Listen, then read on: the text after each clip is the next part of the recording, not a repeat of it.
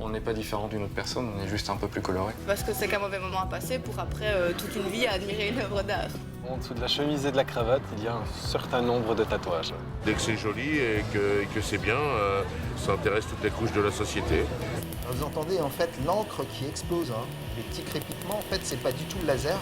On bascule vers un effet rasé, tout comme celui que je porte, et qui permet de donner le sentiment d'avoir un rendu de cheveux rasés très près. C'est superbe.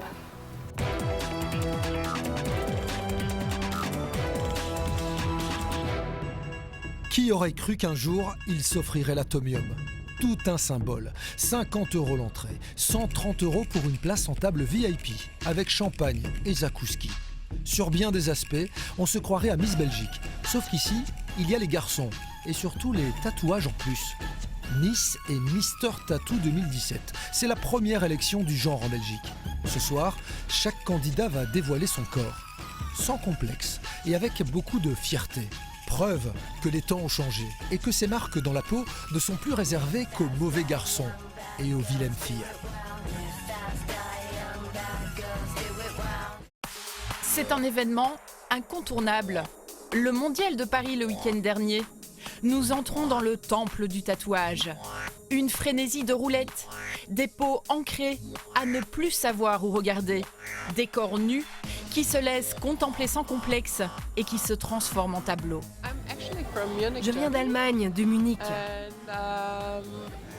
Mon tatoueur, lui, vient de Los Angeles. D'habitude, c'est moi qui vais jusque-là pour me faire tatouer le dos. Mais cette fois, comme il était à Paris, c'était plus facile pour moi de venir jusqu'ici. Tout l'univers du tatouage est ici. Ces professionnels viennent spécialement de Bornéo, où le tatou est plus qu'une tradition. Cette méthode est ancestrale. J'avais jamais vu ça. C'est super de pouvoir voir ça. Je pense pas que ça se pratique partout. Plus loin, Vinciane a choisi un tatouage traditionnel japonais, entièrement fait à la main. Je suis tatouée normalement, mais je m'intéresse beaucoup à l'histoire du tatouage et je voulais vraiment essayer la technique traditionnelle. C'est vraiment sympa à expérimenter en tout cas. Tout le gratin du tatouage est réuni ici, et les Belges en font partie. Ce Liégeois a remporté le prix du meilleur tatou du Mondial 2016 et du coup, cette jeune femme lui a confié son corps. J'ai adoré son style et je l'ai contacté en fait. À la base, c'était pour une petite pièce au cas où il était disponible au Mondial 2017. Et finalement, il m'a proposé un dos entier et j'ai dit oui. Une confiance absolue entre l'artiste et son client. Oui, c'est ça. Donc, comme quand on va acheter une toile et qu'on préfère un Mondrian ou un Yves Klein, on choisit un artiste et puis alors on le laisse de plus en plus faire. Le tatouage n'a jamais fait autant d'adeptes. 14% des Français sont tatoués ici. En quelques éditions, le public a doublé. Des mamies, des jeunes gens, des acteurs, des présentateurs télé, mais aussi des magasiniers, des boulangers. Dès que c'est joli et que c'est bien, ça intéresse toutes les couches de la société. C'est une histoire de corps qui devient décor. Des œuvres d'art qui respirent et qui voyagent. Des tableaux vivants qui voilent la nudité. Magnifique, super, le tatouage prend enfin des lettres de noblesse. Pourquoi le tatouage n'est-il plus réservé qu'aux bad boys? Comment s'est-il imposé dans les milieux les plus prestigieux? Plus surprenant, nous découvrirons comment il peut rendre confiance, mais aussi comment l'effacer.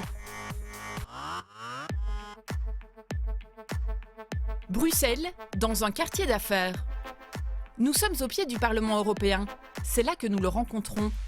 Il a la démarche assurée, l'allure impeccable. Gianni est un homme d'argent, un banquier. Et devant nous, il va se dévoiler de manière bien inattendue. Bonjour Gianni. Bonjour Axel. Voilà, alors là on est vraiment dans un contexte qui ne cadre pas trop avec l'univers du tatouage. Effectivement, donc je travaille pour une banque, une grande banque belge. Et donc, effectivement, je suis également membre de la communauté des tatoués. Pas des tatoueurs évidemment, mais des tatoués en tout cas. Donc il y a un petit peu deux facettes finalement en vous, l'homme d'affaires qui cache certaines choses. En effet, tout à fait, vous avez parfaitement raison. En dessous de la chemise et de la cravate, il y a un certain nombre de tatouages. Il y a un an, Gianni a sauté le pas, se faire tatouer. Un projet qu'il a mûri depuis son adolescence et qui se veut aujourd'hui acceptable socialement. C'est aussi une question de bon sens. Certains clients pourraient être choqués par les tatouages, peut-être une clientèle peut-être plus âgée ou plus conformiste, si je puis dire, même si le mot n'est peut-être pas très bien choisi. Quoi qu'il en soit, voilà, je pense que le terme diversité et compréhension doit aller dans les deux sens. Et on le voit, vous avez une présentation impeccable. Rien ne déborde par contre, ni sur vos mains, ni sur les parties de peau visibles, en tout cas hors du costume. Effectivement, donc en ce qui me concerne, je suis tatoué sur la totalité du bras gauche, sur la moitié du dos et sur la jambe droite. Ce sont évidemment des parties que je ne dévoile que très rarement lorsque je travaille. C'est assez compréhensible, mais sur les mains, sur le visage en tout cas, il n'y a rien. Donc on garde tout sous la chemise. Exactement. Merci Gianni. Je vous en prie. On va aller voir ça, on va aller voir la suite. Avec plaisir. Merci beaucoup. Je vous en prie. Allez.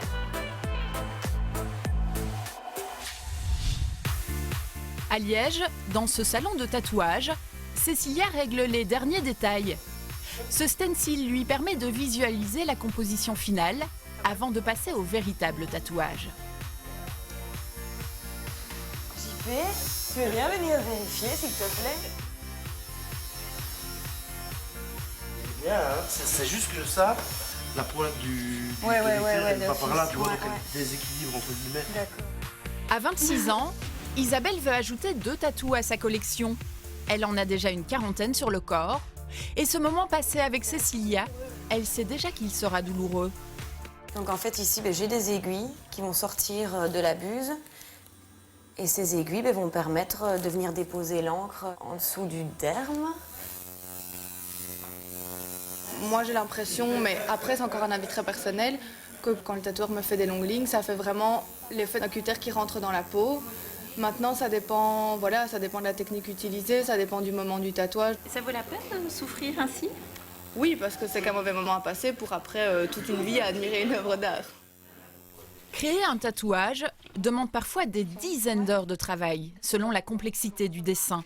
Pour Isabelle, ce sera bien plus rapide cette fois. Ça va, c'est assez léger, on nickel, fonce franchement pas, on parfait, laisse comme ça. j'adore, Okay. super. Parfait, merci. Super. Isabelle, comment sent-on quand c'est enfin concrétisé sur la peau? Ben, on est content. On est content parce qu'on peut voir le résultat. Puis après, ben voilà, surtout si c'est des projets qu'on attend depuis longtemps, ben voilà, on peut enfin en profiter. Pourquoi aujourd'hui le tatouage devient-il culturel? Pourquoi touche-t-il tous les milieux? Ces questions, nous les avons posées à Jean-Pierre Motin, ce Liégeois primé au Mondial du tatouage de Paris. À son actif, 3000 tatouages déjà réalisés. C'est la dernière forme d'art qui reste accessible en fait à tout le monde. Il n'y a pas besoin d'avoir fait histoire de l'art pour comprendre qu'ici on a vraiment plein de belles choses qui sont très accessibles, qui en plus peuvent permettre aux gens de se réapproprier leur corps, de montrer qui ils sont en un regard. Et donc du coup je pense que c'est ça qui fait que ça fonctionne vraiment très bien. On est dans un art pictural qui en fait est très accessible et du coup qui se répand très vite et très fort. Une technique qui a d'autres applications, parfois inattendues. On va partir sur ce qui se rapproche le plus de ce que vous avez comme couleur de cheveux naturelle, puisque ça doit rester une illusion d'optique, en tenant compte de votre implantation naturelle. Donc, à 43 ans, Sophie a subi un cancer du sein, suivi d'une récidive. Ses cheveux n'ont plus jamais repoussé, ses sourcils non plus. Quand on est dans un lieu public, c'est vrai que les gens regardent malgré tout. Et le regard n'est pas toujours, le regard des autres n'est pas toujours très agréable. Donc finalement, c'est un traitement physique, oui, mais moral également. Mais moral, surtout moral. Surtout moral. La trichopigmentation, c'est une technique inventée en Italie il y a une dizaine d'années. Samuel Tronen est l'un des rares à la pratiquer chez nous. sachant que c'est le premier passage au premier rendez-vous, on doit être vigilant pour avoir un dégradé. C'est-à-dire qu'on va mettre le pigment à cet endroit-ci et on va venir volontairement dégrader gentiment. On y va ? On y va. Mettez-vous un peu comme ceci. Sur cette roulette, 64 micro-aiguilles pénètrent dans le cuir chevelu. Progressivement, les pigments s'imprègnent dans la peau. Des pigments différents de ceux utilisés pour le tatouage, ceux-ci ne sont pas définitifs. La nature des pigments est différente, c'est-à-dire que la quantité d'eau, d'huile est spécifique puisqu'il y a énormément de glandes sébacées au niveau du cuir chevelu. L'épaisseur du cuir chevelu est telle qu'on ne peut pas non plus se permettre d'être trop profond, sinon on est dans des couches tissulaires trop profondes. La couleur de des cheveux de nos patients évolue au fil du temps. Ça reste une illusion d'optique et donc ce qui est aujourd'hui parfait ne le sera peut-être plus demain. On doit accompagner la couleur et l'évolution des cheveux de nos patients. Regardez, dites-moi un peu ce que vous en pensez. Un traitement qui peut coûter plusieurs milliers d'euros. Mais dès le premier regard, la magie opère. C'est impressionnant. Oui. Vous voyez comme les petits cheveux qui repoussent. Oui, non, c'est bluffant. Hein. Normalement, c'est maintenant que vous devez avoir une petite larme au coin de l'œil. Non, j'ai un grand sourire plutôt. C'est vrai? Oui. Nous revoici avec Gianni, le banquier tatoué. Salut Christy. C'est Gianni, ça va? Comment vas-tu? Ça va, allons-y. Il nous l'avait promis. Gianni fait tomber la veste. Mais il n'ira pas plus loin. Ses autres tatous resteront secrets. Ça, t'es prêt, Gianni? Oui. En se gravant la peau, c'est une manière, dit-il, de se réapproprier son corps. J'ai subi une opération de chirurgie bariatrique suite à quelques problèmes de santé personnelle. Et donc j'ai perdu du poids de façon assez importante. J'ai perdu près de 50 kilos. Et donc le changement de corps fait qu'il y a un processus de réappropriation à ce niveau-là qui doit se faire. Des personnes qui ne font pas ce travail ou qui le font de manière différente. Et moi, c'est aussi ma façon à moi de me réapproprier un peu mon corps et de le décorer, de mettre les choses qui me plaisent dessus. Et c'est ce qu'on est en train de faire, en tout cas ici. Un travail qui complète cette représentation sur son dos. De sa chair sortent les paroles d'une chanson du groupe Muse. Un refrain qui lui colle à la peau et reflète une part de son vécu. La symbolique, une notion régulièrement présente dans le tatouage, même si elle échappe au premier regard. Plus que des traits, c'est toute une histoire. Dans ce cas-ci, il y avait effectivement un travail de réappropriation du corps et il y avait aussi toute une réflexion sur quelqu'un d'assez cartésien qui a envie de devenir un peu plus coulant. Et c'est toute l'histoire de ce bras, en fait. C'est le côté droit et rigide qui devient de plus en plus fluide et avec une transition. Ça permet d'avoir à la fois une symbolique qui est propre au tatouage, qui parle à la personne qui le porte et en même temps qui reste discrète si on n'a pas envie d'en parler à d'autres personnes.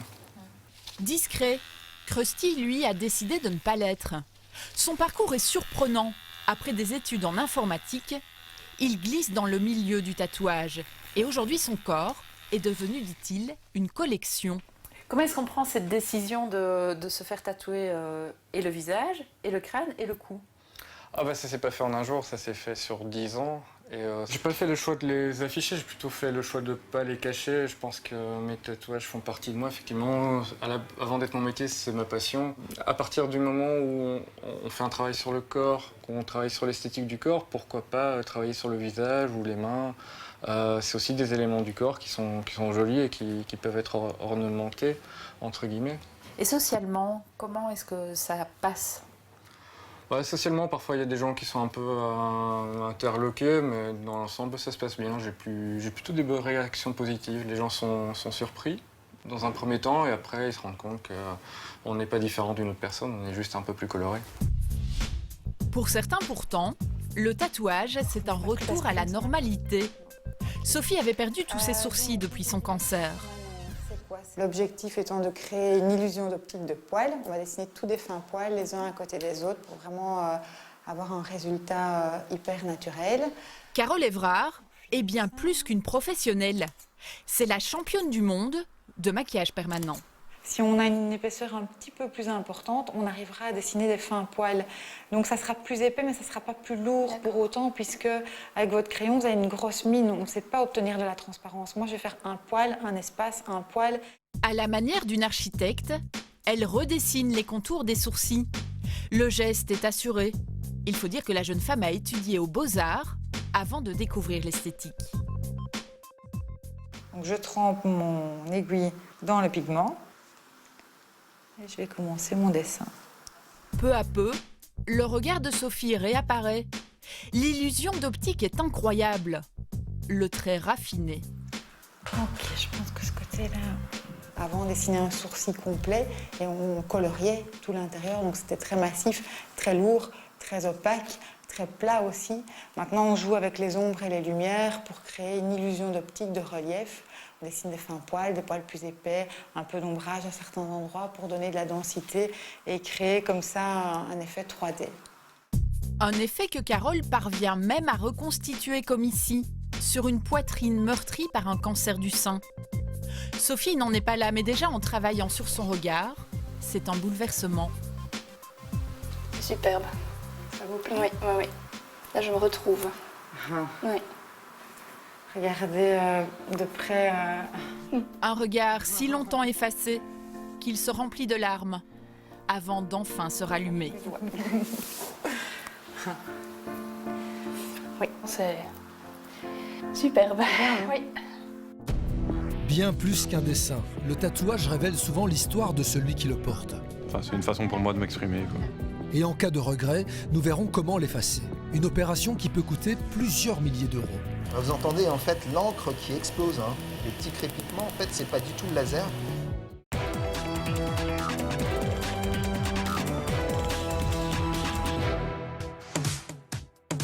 C'est un lieu exceptionnel, une boule de l'Atomium qui a été choisie pour accueillir la première élection de Miss et Mister Tattoo 2017. Sur les 35 candidates et candidats, il n'y aura que 2 grands gagnants. Peut-être Isabelle, qui à 26 ans se verrait bien représenter notre pays à la grande finale européenne qui se déroulera à Paris en mai prochain. Mais chaque chose en son temps. Ce concours, il a nécessité des mois de préparation pour valoriser les tatouages, pour apprendre à défiler aussi. Tout simplement. Souriez, levez la tête. Ce sont les derniers préparatifs pour le concours de Miss et Mister Tattoo. Des jeunes qui exposent les toiles qu'ils portent sur la peau. Ok les filles, c'est bon. Allez les garçons, c'est à vous. Comme le corps de Jérémy, un tableau qui raconte sa propre vie. Ici, Manux, l'aigle américain, parce que mon frère est parti vivre aux États-Unis il y a 4 ans. Donc c'est un petit rappel, dès que je le vois, je pense à mon frère.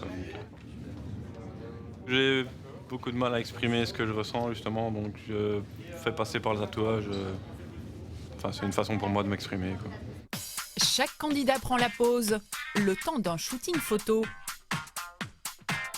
Revoici Isabelle, la jeune fille aux 40 tatouages. En fait, je l'ai toujours senti, c'était dans ma personnalité depuis toujours. J'ai commencé très tôt, mais je ne l'ai jamais regretté. Il n'y a pas un seul moment où je me suis dit je n'aurais jamais dû faire de tatouage, où j'ai eu envie de faire marche arrière. Mon premier tatouage, c'est l'étoile ici que j'ai derrière l'oreille. Donc j'avais 14 ans. Ça a été fait par des amis, chose à ne pas faire bien évidemment. Ici, j'ai le portrait de ma grand-mère, qui est donc mon tatouage préféré parce que c'est le plus important pour moi. C'est ma petite mamie. Voilà, sinon j'ai une 40aine de tatouages sur le corps. Je fais souvent des tatouages de représentation assez sombres et assez tristes. Donc voilà, c'est vraiment mes deux côtés, triste et très coloré, très jovial. Donc ça me semblait évident que les tatouages soient colorés. Pour renforcer leur groupe, chaque candidat se lance maintenant dans le plus large simulateur de chute libre d'Europe. Un autre symbole pour cet univers des tatoués. Un univers libéré de tout préjugé. Ce matin-là, Jérémy a un rendez-vous important. Il vient de France pour passer ici un moment pas spécialement agréable.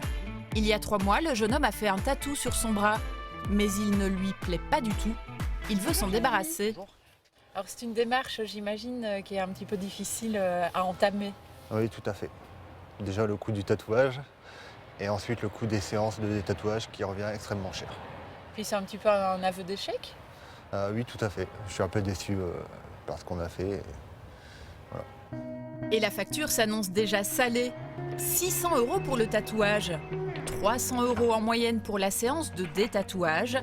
Et imaginez, il lui en faudra certainement une dizaine pour tout effacer.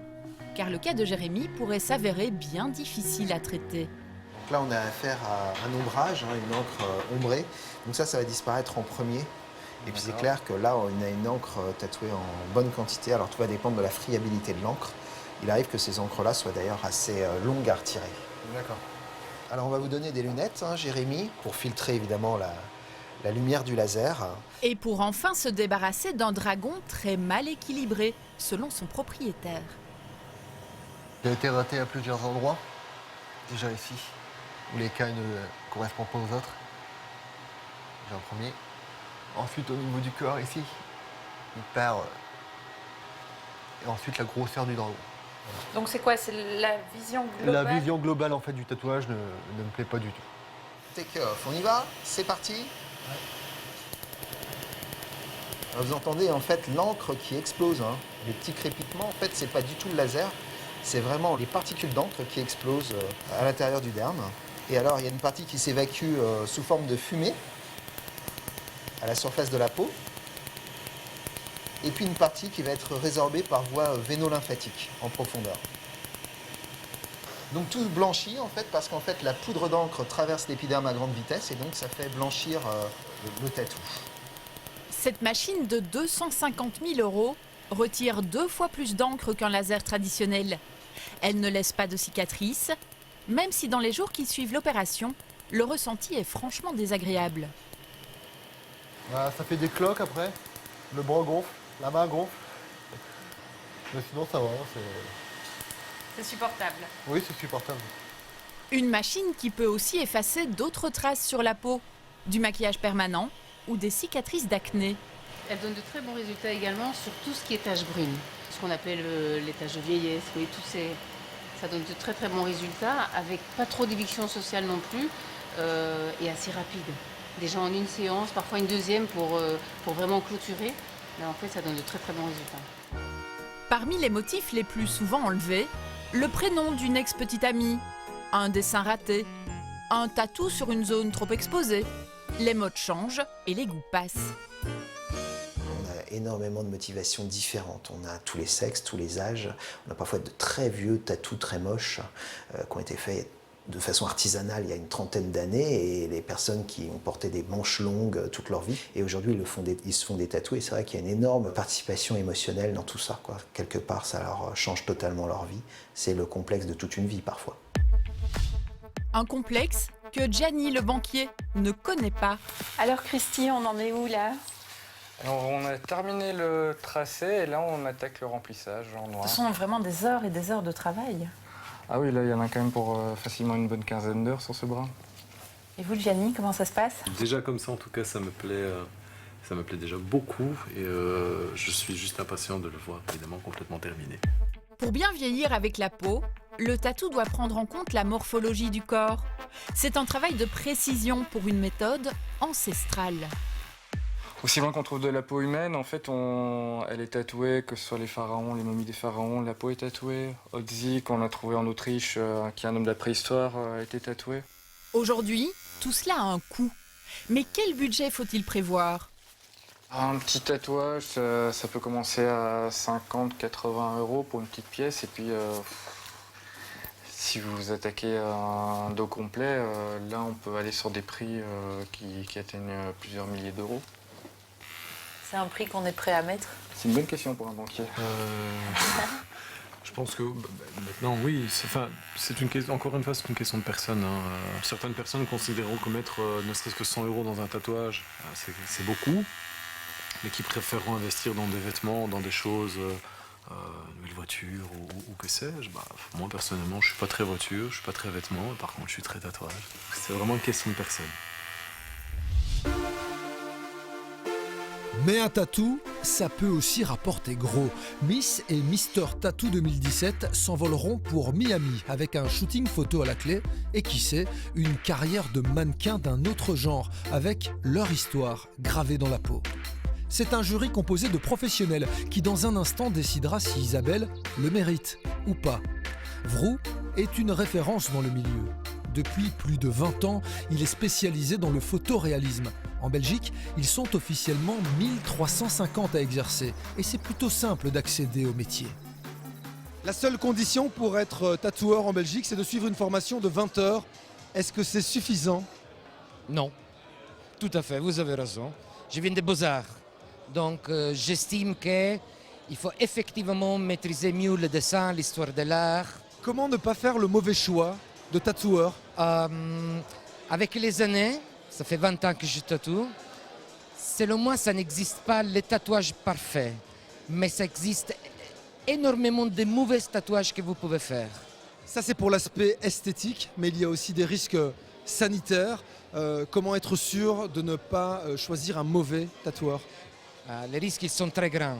Ça va de l'hépatite au sida à des streptocoques, des infections bactériques. C'est pas bien, surtout les clandestins. Si quelqu'un hésite pour faire un tatouage, vous, le professionnel, quel conseil vous avez envie de lui donner pour le faire ou pour ne pas le faire? Je conseille déjà pas de se faire tatouer tout court. Quand on hésite, c'est pas une bonne idée. Parce que c'est irréversible. Donc, si vous hésitez, ne le faites pas.